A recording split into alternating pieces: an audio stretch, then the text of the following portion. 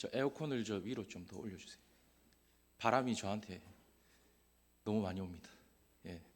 그러니까 앞으로는 그 차 위에 에어컨을 위로 좀 달아야 될 것 같아요. 제가 설교할 때 조금 힘이 듭니다. 예. 자, 1919년 3월 1일 기억하실 거예요. 어제가 무슨 날이었죠? 3.1절이었죠. 자, 어제 우리 많은 그리스도인들이 또 함께 모였습니다. 참 그래도 감사한 게 우리가 모일 수 있을 때 모이고 함께 기도할 수 있을 때 기도하는 그 정신을 이어간다는 것이 참 감사했어요. 우리가 함께 동참하지 못하지만 그래서 여러분들 꼭 토요일 날 나오시면 좋겠어요. 여러분 일주일에 한 번이잖아요. 나이가 들었다고 나는 너무 젊다고 바쁘다고 우리가 기도의 시간을 잊어버리면 안 될 것 같아요. 지금 세상에는 우리가 알 수 없는 일들이 너무 많이 급급하게 돌아가고 있습니다. 기도밖에는 답이 없어요. 여러분들의 자녀를 지킬 수 있는 유일한 비결은 기도밖에 없습니다. 여러분 이것이 남의 일이 아닌 거예요. 정말 우리가 정신을 차려야 돼요. 그래서 여러분들 시간이 없다, 힘들다, 바쁘다 그런 핑계 뒤로 하고 모일 때 기도 시간을 만들었잖아요. 함께 기도하는 여러분들이 되기를 주의 이름으로 축원합니다. 여러분 자녀를 지키는 방법이에요. 지금 이미 공산주의적인 이 자유민주주의가 무너졌다라는 그런 얘기를 너무 많이 합니다. 어제 사우스코리아에 그 젊은 청년이 하나 나왔어요. 서울대 청년이 나왔는데 자기가 학교 생활을 하면서 자기의 그 생각과 자기의 그 정신, 어떤 민족 정신을 가지고 보수적인 신앙을 가지고 얘기를 하기가 너무 어렵다는 거예요. 너무 이미 대학교 안에서도 좌파적인 성향이 많이 깔려 있다는 거예요. 그래서 신문에도 좌파적인 성향은 다 실어주는데 우파적인 성향은 실지 못하도록 캔슬 당했다는 거예요.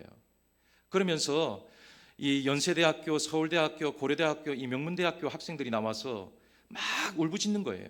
그러면서 우리가 불합리한 일을 당해도 여러분 안 그렇겠어요? 명문대 나와서 지금 이 우파 쪽에 사우스 코리아, 세이브 코리아의 이 일을 하는 것, 그리고 같이 기도하고 같이 마음을 나누는 것, 이 여러 가지를 하게 되면 이 좌파적인 성향을 가진 감독관, 직업을 할 때, 취업을 할 때에 이 교수들 불합리한 일들을 분명히 당할 수 있다는 거예요. 하지만 불합리한 일을 당하더라도 내 목소리를 내겠다는 거예요. 젊은 청년들의 정신이 얼마나 예쁩니까? 그런데 우리는 6.25를 거쳤어요. 일제시대를 거쳐왔습니다. 그럼에도 불구하고 깨어나지 않는다는 거예요. 안타까운 현실이에요. 젊은 청년들은 6.25를 거치지 않았습니다. 일제시대를 거치지 않았어요. 그럼에도 불구하고 지금 이 나라가 위급하다라는 것을 깨닫고 기도한다는 거예요. 근데 우리는 어때요? 우리는 6.25를 거치고 일제 치하에 있었던 삶을 다 경험했음에도 불구하고 옛날 일로 잊어버린 거예요. 옛날 것으로 잊어버리고 지금의 현실에 만족하고 안일하게 살아가는 모습이 되었다. 다시 한번 우리의 삶을 돌아보아야 합니다. 그래서 여러분 자녀들을 건강하게 키울 수 있는 유일한 비결은 기도밖에 없다. 우리는 기도하시는 그런 정신을 가지고 살아야 된다라는 것을 생각할 수가 있는 겁니다. 자, 1919년 3월 1일에 이 일제 억압 속에서 독립의 정신을 알리자 그렇게 백성들이 함께 모여가지고 그 만세 운동을 부린 날이 바로 3.1절이에요. 자, 당시에 일제는 이 군사력을 동원해서 모든 기관들을 통제하였습니다. 자, 그리고 수탈을 자행했어요. 폭력을 일삼았습니다. 자, 그런 때에 고종의 독살설이 퍼지게 되었어요. 자, 그때 일제의 지배하에 있던 이 민족들이 한가하여서 독립선언을 하고 비폭력 만세 운동을 부른 날이 바로 3.1절이다라고 볼 수가 있는 겁니다. 자, 단순하게 보면 이 한국 백성들이 어떤 강한 의지를 가지고 우리에게 자유를 달라라는 그 외침일 수 있는데 더 깊게 생각하면 하나님께 우리의 고통을 부르짖는 그런 시간이었다라고 볼 수가 있는 겁니다. 하나님 우리를 살려주옵소서, 이 나라를 긍휼히 여겨주옵소서, 이 나라를 다시 한번 기회를 주옵소서, 그렇게 외침이 있는 시간이었다라고 볼 수가 있는 겁니다. 자, 그런 외침이 있었기 때문에 지금 여러분들이 이 자리에 앉아 있는 거예요. 우리가 이 자리에 앉아 있는 겁니다. 우리는 그 정신을 잊지 말아야 한다라는 것을 기억하셔야 된다는 거예요. 자, 3.1 운동의 이 주축은 이 종교인들이었습니다. 당시에 이 종교인들이 주축이 될 수밖에 없었어요. 왜냐하면 당시에 이 3인이 이상이 모이면 불법 집회라고 간주하고 옥에 가두었습니다. 핍박하였어요. 그래서 종교인들이 모일 수 있는 이 어느 정도의 이 자유가 허락되어 있는, 모임이 자유가 허락되어 있는 종교만이 사람들이 모일 수가 있었어요. 자, 그래서 이 종교인들이 모여서 33인이 모였습니다. 33인이 모였는데 그 중에 16명이 목사님과 장로님들이었어요. 자, 당시에 이 조선의 인구는 1678만 8,400명 정도가 되었습니다. 자, 지금에 보면 반도 안 되는 인원이에요. 자, 그 인원에서 3%도 되지 않은 인원이 기독교인이었어요. 당시에 3% 미만이었습니다. 한 2.6에서 3% 미만이라고 해요. 자, 그 인원이 예수를 믿는 사람들이었는데 중요한 것은 이 3.1 운동을 주최하여서 앞에 나와서 함께 운동을 했던 사람들이 누구냐? 그 3%가 되지 않는 그리스도인들이었다는 거예요. 많은 그리스도인들이 그때 앞장서서 만세 운동을 부르고, 앞장서서 투옥되기도 하고, 앞장서서 민족의 그 염원을 위하여서 운동했다라고 볼 수가 있는 겁니다. 자, 그런 정신을 가지고 이 지방의 교회들이 일어서기 시작했던 거예요. 지방의 교회들이 일어서기 시작하면서 이 운동이 활발하게 이루어졌다라고 볼 수가 있는 겁니다. 자, 단순하게 보면 자유민주 독립을 위해서 이 운동을 했다라고 볼 수 있지만 그 이면에는 놀라운 하나님의 섭리가 있다라는 것을 발견할 수가 있는 거예요. 하나님의 손길을 바라보면서 하나님 도와주옵소서, 이 나라를 긍휼히 여겨달라는 우리 선조들의 그 간절한 염원이 담겨 있었다라는 것을 생각할 수가 있는 겁니다. 자, 어떻게 보면 오늘 이 본문의 말씀이 오늘날 우리나라와 현실이 너무 비슷한 부분이 많습니다. 이 이스라엘도 정말 하나님의 손길이 필요할 때에 하나님께 간구하여서 회복이 되고 또한 해방이 되는 역사를 경험하게 된 민족이에요. 자, 그런 것처럼 오늘 우리도 그와 같은 민족으로서 삶을 살아가고 있다는 겁니다. 자, 그래서 이 본문을 잠시 보면 당시에 이 모세와 대적했던 왕은 바로 왕 투트모스 3세였습니다. 자, 투트모스 3세는 하셋수프가 모세의 어머니잖아요. 모세의 어머니인데 이 하셋수프와 결혼했던 남편이 투트모스 2세입니다. 자, 투트모스 2세가 누구냐면 투트모스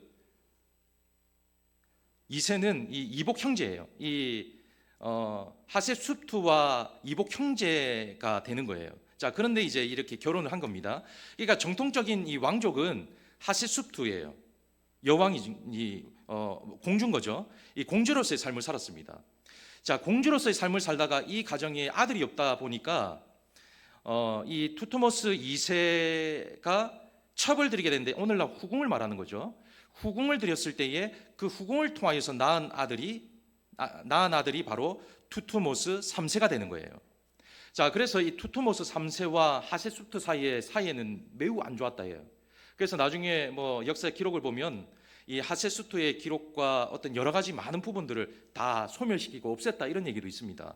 자, 어쨌든 간에 그런 가운데 하셋수프가 아들을 낳지 못하여서 이 왕위에 오르게 되었던 사람이 투트모스 3세예요. 그때의 모세와 이제 서로 경쟁자 역할을 했던 거죠.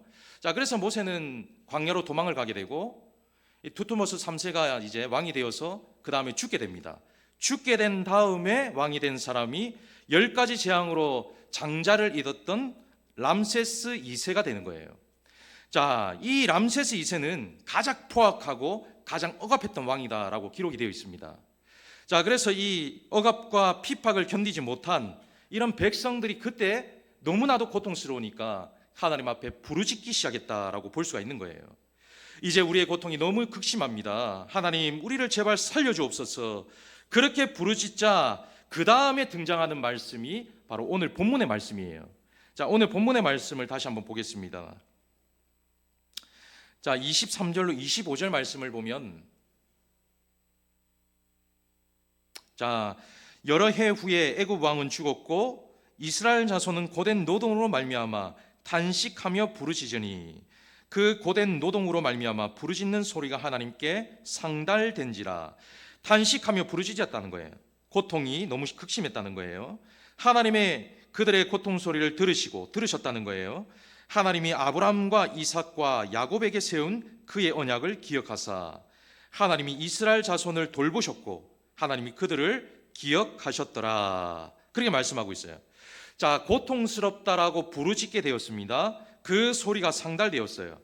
자, 그들의 조상들과 한 약속이 기억되게 되셨다라고 말하고 있습니다. 자, 그 다음에 그 자손을 돌보셨다, 기억하셨더라라고 말씀하고 있다는 거예요. 자, 그 이후에 3장에 넘어가면 모세가 지도자로 세워지고 또 이스라엘 백성들이 해방되는 그런 은혜를 누리게 된다라는 것을 발견할 수가 있는 거예요. 자, 그래서 저는 오늘 이 말씀을 보면 참 오늘날 우리 대한민국과 참 비슷하다라는 것을 생각할 수 있는 말씀이다라고 볼 수 있습니다. 억압과 핍박 속에 참 많은 은혜, 여러 가지의 어려움 속에 구원을 받게 되고 하나님의 그 섭리 가운데 이 대한민국이 지금의 대한민국이 되었다라는 사실을 발견할 수가 있기 때문입니다. 자, 그래서 오늘 이 시간에는 이 말씀을 통하여서 이 삼위일절의 의미를 다시 한번 생각해보고 우리는 어떠한 정신으로 살아가야 할지를 함께 살펴보고자 합니다. 자, 먼저 첫 번째는 이 행동하는 신앙을 가져야 한다라는 사실을 발견할 수가 있습니다. 여러분, 우리 그리스도인들은 행동하는 사람들이 되어야 합니다. 멈칫 그냥 앉아 있으면 안 된다는 거예요. 여러분, 우리가 나라를 사랑하는 사람들을 보면 행동하는 사람이에요. 진짜 나라를 사랑하는 사람들을 보면 행동합니다. 말로만 사랑하는 사람들이 있어요.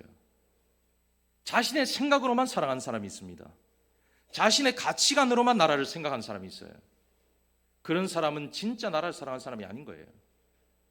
진짜 나라를 사랑하는 사람은 내 생각과 내 방법보다 행동하는 사람이다, 그렇게 말할 수가 있는 거예요. 제가 서두에 말씀을 드렸듯이 어제 세이브 코리아를 했잖아요. 기도를 했습니다. 그때에 전국 각지에서 믿는 그리스도인들이 모였습니다. 전국 각지에 있는 유능한 대학생들이 모였어요. 명문 대학생들이 모였습니다. 젊은이들이 모였어요. 어린 꼬마 아이들까지 모였어요. 그러한 행동하는 그리스도인들이 진짜 그리스도인이다라고 말할 수가 있는 거예요. 우리는 극단적이다, 우린 너무 우로 치우쳤다라고 생각하지만 하나님 앞에서는 하나님의 나라를 위하여 기도하는 자의 모습을 닮아가는 것이 가장 중요하다라고 볼 수가 있는 겁니다. 자, 그 대표적인 또 한 인물이 있습니다. 그 사람이 누구냐면 주기철 목사님이에요. 일사각오. 그 일사각오의 그 각오를 외쳤던 주기철 목사님. 오직 믿음으로 살겠다. 나는 비굴하게 살기를 원치 않고 나는 그들의 우상에게 절하지 않겠다라는 정신으로 살았던 그 목사님. 일사각오 잘 아시잖아요. 자, 주기철 목사님은 3.1 운동의 주도적인 역할을 했던 분이에요. 신사참배에 다 참여할 때에 절대 참여하지 않았던 목사님이세요. 당시에 함경직 목사님도 신사참배를 했습니다. 자, 그렇지만은 나중에 후에 가장 제일 후회스러운 일이 신사참배였다 해결했어요. 그만큼 신사참배를 해야 할 수밖에 없던 상황이었어요. 그럼에도 불구하고 신사참배를 하지 않았다. 그래서 목사를 면직당하게 되었다라고 그렇게 볼 수도 있습니다. 자, 1944년 해방을 1년 앞두었어요. 그때 옥에 갇히고 있는데 해방을 1년 앞두고 옥에 갇혔을 때 순교하게 됩니다. 순교하면서 곁에 있던 사람이 그를 보면서 기록했던 내용이 있어요. 그 내용이 뭐냐? 손톱 발톱은 다 뭉개져 있었고 신경의 조직들은 다 마비가 되어 있었고 폐결핵으로 견딜 수 없는 고문을 당하다 죽었다, 그렇게 기록되어 있습니다. 타협할 수밖에 없었던 상황이었지만 타협하지 않고 끝까지 자신의 신조를 지켰던 분, 바로 주기철 목사님이다, 그렇게 볼 수가 있는 겁니다. 오직 이들의 그 헌신과 이들의 그 신앙을 통하여서 이 나라가 세워졌다라는 것을 부인할 수가 없는 거예요. 자, 그래서 이 목사님이 이 옥에서 나왔다 들어갔다를 반복하는 가운데 이제 마지막으로 설교를 했던 장면이 있어요. 마지막으로 설교를 하실 때에 그때에 갓 옥에서 나와서 제수복을 입고 그대로 강단에 올라가서 설교를 하셨어요. 대단한 그 정신이죠. 그게 마지막 설교였습니다. 또 옥에서 나오자마자 설교를 하셨는데 그 설교가 마지막 설교가 되었어요. 자, 그 내용이 뭔지를 제가 한번 읽어드릴게요. 자, 제목이 뭐냐면 5가지의 나의 기도라는 기도문인데 이것을 마지막 설교로 성도들과 함께 나누었어요. 소나무는 죽기 전에 찍어야 푸른 것이고 백합화는 시들기 전에 떨어져야 향기롭습니다. 이 몸도 시들기 전에 주님 제단에 드려지길 바랍니다. 나 어찌 죽음이 무섭다고 주님을 모른 채 하겠습니까? 우리 중에 누구든지 자기를 위하여 사는 자가 없고 자기를 위하여 죽는 자가 없도다. 우리가 살아도 주를 위하여 살고 죽어도 주를 위하여 죽나니 그러므로 사나 죽으나 우리가 주의 것입니다. 자, 그러면서 첫 번째, 죽음의 권세를 이기게 하여 주옵소서. 그렇게 설교하신 거예요. 내용이 뭐냐면, 나는 죽음에 직면하고 있습니다. 나의 목숨을 빼앗으려는 검은 손은 시시각각 닥쳐오고 있습니다. 죽음에 직면한 나는 사망의 권세를 이기기 위하여 온갖 힘을 다하고 있습니다. 그래서 기도하지 않을 수가 없습니다. 주님을 위하여 100번 죽음은 좋지만 주님을 버리고 100년, 1000년 산다 한들 그 무슨 삶이 되겠습니까? 오 주여, 이 목숨을 아끼어 주님께 욕되지 않게 하시옵소서. 그렇게 죽음을 이기게 해달라고 기도하신 거예요. 그것을 설교로 성도들과 함께 나누었습니다. 자, 두 번째, 장기의 고난을 견디게 하여 주옵소서. 그렇게 설교를 나누신 거예요. 단번에 받는 고난은 이길 수 있으나 오래 끄는 장기간의 고난은 참기 어렵습니다. 칼로 베고 불로 지지는 형벌이라도 한두 번 주어진다면 그래도 이길 수 있으나 한 달, 두 달, 1년, 10년 계속되는 고난은 견디기가 어렵습니다. 그래서 나는 십자가 오직 내 주님의 십자가만을 바라보고 나아갑니다. 그렇게 고백했다는 거예요. 자, 세 번째는 노모와 처자와 교우를 위해서 기도했어요. 자, 그 다음에 네 번째는 의에 살고 의에 죽게 해달라고 간구하였습니다. 다섯 번째는 내 영혼을 주님께 부탁합니다. 그러면서 아멘 설교를 마치게 되었어요. 자, 그러면서 마지막에 이 목사님이 환하게 웃으시면서 기쁨의 박수를 치면서 설교를 마무리했다고 해요. 자, 이렇게 한국의 복음을 위하여서 또 나라와 민족을 위하여서 행동하는 신앙을 보인 사람, 바로 주기철 목사님이 있었다라는 것을 생각할 수가 있는 겁니다. 그런 행동하는 신앙의 모습을 통하여서 이 나라가 세워졌다라는 것을 우리는 기억해야 됩니다. 그분들의 헌신과 그분들의 죽음이 있었기 때문에 오늘 우리는 이 자리의 이 모습을 통하여서 하나님을 섬기게 되었다라는 것을 부인할 수가 없는 겁니다. 자, 한국의 잔다르크라는 유관순 열사도 마찬가지입니다. 여러분, 이 유관순 열사가 천안 매봉교회를 출석했어요. 천안 매봉교회 학생으로 출석을 하고 참 신실하게 예수를 잘 믿었던 청년이었어요. 자, 그런데 마지막에 일제 이 내용은 생략을 하고 마지막에 이제 3년형을 받고 감옥에 투옥이 되잖아요. 자, 감옥에 투옥이 됐을 때에 1920년 1년이 지난 이후에요. 1920년에 3월 1일 1년이 지난 후입니다. 이 독립운동을 한 지 1년이 지난 후, 1년이 지난 후에 감옥에서 만세운동을 부른 거예요. 감옥에서 만세운동을 부르다가 또 고문을 당해요. 그리고 죽도록 맞아요. 자, 유관순이 얼마나 많은 고문을 당했냐면 99가지의 고문을 당했다고 해요. 99가지. 여러분, 한 가지 고문을 당해도 얼마나 고통스럽겠어요. 99가지의 고문을 당하는데 그 중에 가장 고통스러운 고문이 뱀장어 고문이에요. 뱀장어 고문 뭔지 아세요? 뱀장어 고문이 뭐냐면 지금 제수를 문에 빠뜨리는 거예요. 물에 넣는 거예요. 거기에 뱀장어를 풀어놓습니다. 뱀장어를 풀어놔요. 그러면 뱀장어는 어디에 들어가는 습성이 있죠? 구멍. 그럼 여자의 어디에 구멍이 들어갈까요? 그런 비참한 고통스러운 고문을 했다는 거예요. 그 고문을 당하면서도 그는 행동하였다는 거예요. 행동. 우리는 이런 행동하는 신앙을 본받을 수 있어야 된다는 거예요. 우리는 3.1 운동의 정신을 통하여서 이 나라가 어떻게 세워졌는지 다시 한번 기억하는 시간들이 되어야 한다는 거예요. 자, 그래서 우리는 야고보서 2장 36절 말씀에 한번 같이 읽어보겠습니다.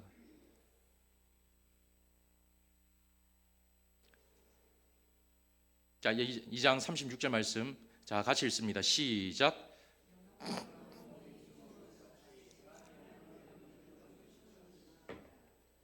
영혼이 없는 몸은 죽은 것이나 행함이 없는 믿음도 죽은 것이다.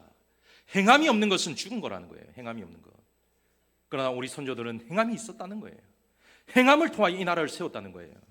그래서 나라를 위해서 우리가 가장 먼저 해야 될 것은 행하는 행동이다. 행하는 삶을 살아야 된다. 우리는 그것을 잊지 말아야 됩니다. 공산주의처럼 행동해서는 안 된다는 거예요. 운동권처럼 행동해서는 안 된다는 거예요. 한쪽으로 치우친 삶을 살아서는 안 된다는 거예요. 오직 하나님 말씀 중심으로 행하는 신앙을 가지고 살아가는 것이 우리의 근본적인 정신이 되어야 함을 믿으시기를 주의 이름으로 축원합니다. 자, 두 번째는 부르짖는 기도의 모습이 있어야 된다라는 것을 말씀하고 있습니다. 자, 23절 말씀에 보면 여러 해 후에 애굽 왕은 죽었고 이스라엘 자손은 고된 노동으로 말미암아 탄식하며 부르짖으니 그 고된 노동으로 말미암아 부르짖는 소리가 하나님께 상달된지라. 자, 25절 말씀에 기억하셨더라 그렇게 말씀하고 있죠. 자, 원문에 보면 이 기억하셨더라라는 말이 보셨다, 아셨다라는 단어로 표현되어 있습니다. 그런 뜻을 가지고 있어요. 자, 원문의 해석은 다 생략하고 원뜻만 말씀을 드리는 거예요. 자, 보고 계셨고 알고 계셨다라고 말하고 있는 거예요. 자, 그처럼 우리 대한민국 백성들의 그 당시의 이 고통, 부르짖음을 주님은 외면하셨는가? 아니라는 거예요. 그 고통의 소리를 듣고 계시고 알고 계시고 보셨다, 그것을 말하고 있는 겁니다. 자, 1907년도에 평양에서 장대영 교회에서 함께 모여서 기도했잖아요. 하나님께서 그 기도의 소리를 외면하셨는가? 아니라는 거예요. 모든 사람들이 모여 각지에서 모여서 함께 기도할 때에 그 기도의 소리를 기억하시고 하나님께서 그 기도를 함께 하시기로 다짐하고 계셨다라고 볼 수가 있는 겁니다. 그 부르짖는 소리를 들으시고 아시고 보셨다는 거예요. 여러분, 봉선화를 쓴 홍남파 아시죠? 홍남파. 이 봉선화를 쓴 이 홍남파 친일이다 아니다 이런 여러 가지 논란이 있지만 중요한 것은 그분의 이 가사를 보면 그래도 신앙이 있었던 분이다라는 것을 알 수 있어요. 자, 봉선화의 마지막 가사를 보면 북풍항설 찬바람에 내 형체가 없어져도 평화로운 꿈을 꾸는 너희 혼은 예의 있으니 화창스러운 봄바람에 영생키를 바라노라. 그렇게 가사가 쓰여져 있어요. 자, 여기 마지막 보면 뭐라고 돼 있죠? 영생키를 바라노라. 영생키를. 여러분, 그때 당시에 많은 백성들이 모여서 기도하고 부르짖었습니다. 개인으로는 시로 노래로 하나님 앞에 부르짖는 소리가 있었다는 거예요. 개개인의 삶에는 저렇게 시를 만들어서 곡을 만들어서 하나님 앞에 찬양하고 부르짖는 삶이 있었다는 거예요. 그런 신앙을 통하여서 이 나라가 세워졌다 부인할 수 없다는 겁니다. 하나님은 저들의 소리를 들으셨고 아셨고 보셨다라고 말하고 있는 겁니다. 여러분, 지금 오늘날 우리나라는 어떻습니까? 새벽 기도가 무너졌어요. 우리나라가 자랑할 수 있는 것은 새벽 기도였습니다. 금요철했어요. 기도가 무너졌어요. 젊은 사람들이 기도하지 않아요. 하나님을 찾지 않습니다. 저는 우리 장로님들이 그래도 참 대단하다고 생각을 해요. 그래서 새벽을 지키시잖아요. 여러분들, 새벽을 지키는 교회가 앞으로도 성장하고 하나님이 함께 하시는 교회가 될 수 있습니다. 새벽을 깨우는 교회가 있어야 나라가 건강하게 설 수가 있는 거예요. 우리는 신앙의 선조들의 모습을 통하여 하나님 앞에 부르짖는 신앙의 모습을 깨워 살아가는 모습이 분명하게 필요하다, 잊지 말아야 된다는 거예요. 자, 어떤 분들은 그렇게 말씀할 수 있어요. 목사님, 지금이 아니더라도 나중이 되면 하나님께서 함께 하실 거예요. 목사님이 옛날 미래까지 생각하세요. 먼 미래는 하나님이 하실 일이지 목사님 그렇게 걱정하고 그렇게 지금부터 생각하세요. 다 나중 되면 다 됩니다. 나중 되면 우리 기도합니다. 나중 되면 다 일어섭니다 라고 말하는 분이 있을 수도 있습니다. 자, 그런데 이스라엘 백성들은 어땠을까요? 이스라엘 백성들 매일같이 하나님의 말씀이 선포되었어요. 매일같이 하나님께서 그들에게 교훈을 하셨어요. 그런데 그들은 듣지를 않았습니다. 듣지를 않았다는 거예요. 고통이 찾아오니 그때서야 부르짖었다는 거예요. 그러나 오늘날 우리는 다시 한번 그 부르짖음이 있을 때에 하나님께서 그들 속에 들으시고 아시고 보시는 역사가 나타날 줄을 믿습니다. 자, 시편 34편 15절 말씀을 함께 읽어봅니다. 자, 함께 읽어보겠습니다. 시작. 여호와의 눈은 의인을 향하시고 그 귀는 저희 부르짖음의 귀를 기울이시는도다. 아멘. 저희 부르짖음의 귀를 기울이시는도다. 자, 시편 91편 15절 말씀, 자, 한번 읽어보겠습니다. 시작. 그가 내게 간구하오니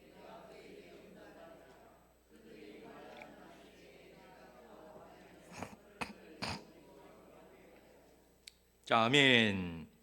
자, 그의 간구를 응답하리라, 영화롭게 하리라, 그렇게 말씀하고 있다는 거예요. 자, 오늘 말씀도 다시 한번 읽어봅니다. 24절부터 25절 말씀 한번 읽어보겠습니다. 시작.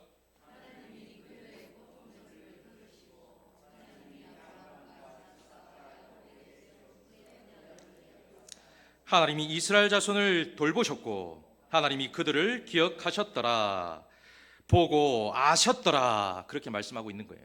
보고 아셨더라. 그 부르짖음을 하나님께서 들으시고 보시고 아셨더라. 아셨더라. 기도가 있어야 들으신다는 거예요. 기도가 있어야 알고 보신다는 거예요. 하나님의 말씀입니다. 하나님께서는 오늘 우리의 부르짖음도 들으시고 보시고 아시는 줄을 믿으시기를 주의 이름으로 축원합니다. 자, 세 번째는 약한 자를 도우시는 하나님의 손길이 있습니다. 자, 일본은 강력한 군사력을 가지고 우리나라에 침범했어요. 여러분, 당시에 우리나라 이 사정을 아시겠지만 제가 지금 조선 이 일대를 다시 한번 공부하고 있어요. 이 3.1절을 빗대어서 이 책을 보다 보니까 다시 궁금해지더라고요. 그래서 조선 지금 이방원까지 제가 다시 한번 보고 있습니다. 자, 그런데 이 나라가 당시에 이 참 고종 때에 피폐한 그런 생활이 이어지고 있었어요. 나라가 보통 이 피폐한 것이 아닙니다. 정치는 병들었고 백성들은 안일했고 외적의 침입은 너무나도 많았고 너무너무 힘든 그런 시간들을 보내고 있었어요. 그때에 아무것도 할 수 없는 대한민국, 참 불쌍한 나라였습니다. 그럼에도 불구하고 당시에 선교사님들을 통하여서 복음이 이 땅에 들어오고 그 복음을 통하여서 하나님을 부르짖고 찾는 연약한 하나님의 백성들이 있었다. 그래서 오늘 이 나라가 이렇게 되었다, 부인할 수가 없는 겁니다. 하나님께서 도우시면 해방이 올 것이다. 그것을 믿으며 견뎠던 나라가 우리나라입니다. 이스라엘 백성들 450년 동안 견뎠잖아요. 우리나라 45년을 견뎠습니다.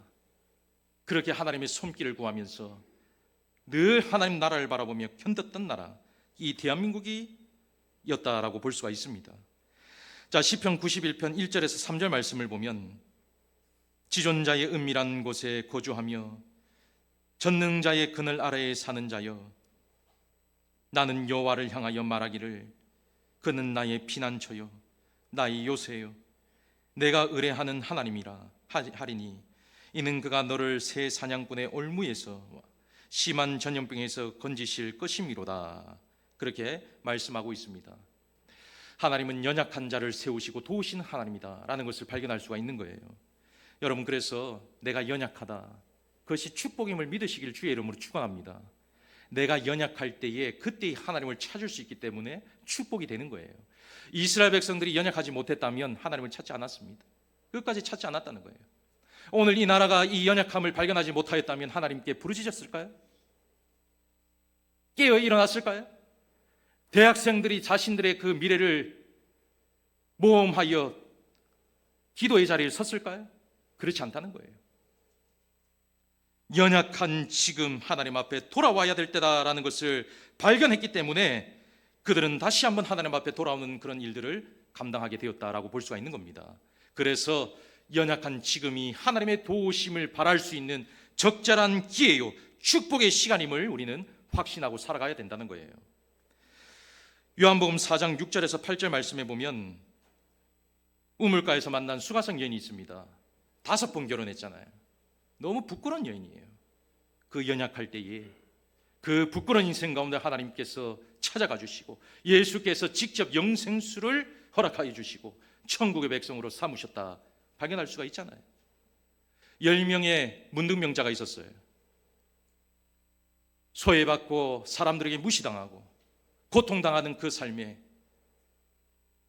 주님이 찾아오실 때 그 연약함 속에 손을 얹으시니 그들에게 기적을 보여주시고 능력을 베풀어 주신 그 하나님의 역사하심, 그것이 바로 오늘 우리의 그 역사하심이 있다라는 것을 발견할 수가 있는 겁니다. 그래서 연약할 때에 하나님을 의지하고 찾으면 하나님께서 도우신다라는 사실을 발견할 수가 있는 것입니다. 자, 그래서 오늘 우리는 다시 한번 지금이 하나님을 찾을 수 있는 적절한 기회요, 적절한 시기다라는 것을 기억하고 살아가는 시간이 되어야 합니다. 여러분, 우리는 3.1 운동의 그 역사적인 순간을 잊지 말아야 됩니다. 우리는 절대 안일한 모습을 갖추고 살아가지 말아야 됩니다. 우리는 지금 어떻게 살아왔는지를 잊지 말아야 됩니다. 하나님이 함께 하셨기 때문에 이런 풍요로운 일들을 경험하고 있다는 사실을 잊지 말아야 된다는 거예요. 잊지 말아야 된다. 여러분, 지금 우리나라를 보면 일제 그 탄압 속에 있었던 그 시간을 제외하고 지금 이 시간을 보면 일본보다 더 풍요로운 생활을 하고 있습니다. 일본 사람들이 우리나라에 오잖아요. 자기들보다 더 잘 사는 나라다라고 고백하고 있어요. 그만큼 잘 사는 나라가 되었다는 거예요. 하지만 중요한 것이 있어요. 영원하지 않다는 거예요. 영원하지 않다. 절대 여러분 명심하셔야 돼요. 내 대는 그 고통이 없으면 괜찮지, 내 대에는 그 아픔이 사라지고 없으면 괜찮아. 히스기야 같은 그런 안일한 삶을 통해 자기의 자식과 후손 백성들이 고통당한다면 그보다 더 불쌍한 인생도 없을 거라는 거예요. 우리는 지금 이때 하나님 앞에 더욱더 겸손한 마음으로 옛 역사를 기억하고 부르짖는 삶, 연약한 가운데 하나님의 도우심을 구하는 삶, 그러한 삶을 살아가는 인생이 되어야 한다라는 것을 생각할 수가 있는 겁니다. 자, 아무쪼록 오늘 이 나라를 우리는 지켜가야 합니다. 자유 대한민국을 지켜야 된다는 거예요. 개인주의와 안일한 생각, 자기중심적인 생각을 버리고 민족 정신과 교회 중심, 예수 정신을 가지고 살아가는 이 시대가 되어야 된다는 거예요. 그것만이 여러분들이 살고, 여러분의 가정이 살고, 여러분들의 자녀들이 살고, 이 민족이 살 수 있는 유일한 길이다. 우린 그것을 명심하고 살아가야 합니다. 아무쪼록 오늘 이 정신을 기억하여서 하나님 중심, 말씀 중심, 교회 중심을 통하여서 여러분 신앙을 세우시고 언약의 축복, 오늘 이 말씀 속에 있는 언약의 축복이 여러분들의 축복이 되고 그 축복을 통하여서 아름다운 삶을 살아갈 수 있는 그런 믿음의 신실한 자녀가 되어서 앞으로도 건강한 생활을 이어갈 수 있는 그런 여러분들의 삶이 되기를 주의 이름으로 축원합니다. 사랑이 풍성하신 하나님,